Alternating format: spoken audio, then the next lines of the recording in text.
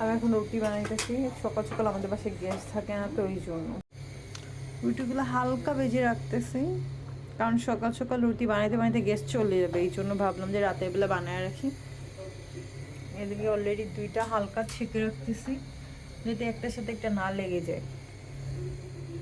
গ্যাসের যে এত জ্বালা এই বাসায়, আল্লাহ কি বলবো।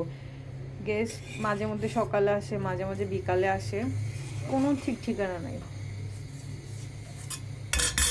অ্যাটলিস্ট একটা বেলায় অন্তত আয়, মানে টাইম মতো আয়, তাও একটু কী থাকে আর কি, সেটাও আসে না।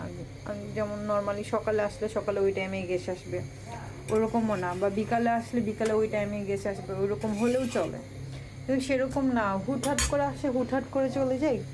আমরা বুঝবো কীভাবে গ্যাস কখন আসে? কোনো দিন টাইম মেনটেন করে আসে না গ্যাসটা,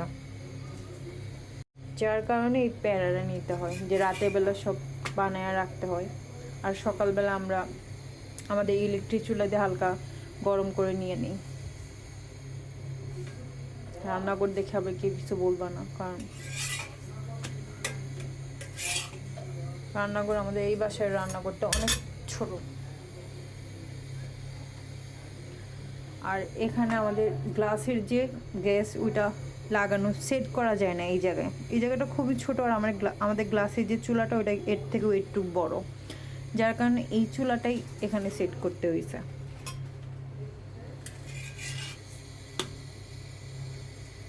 তো বেশি কথা বলবো না, বাই।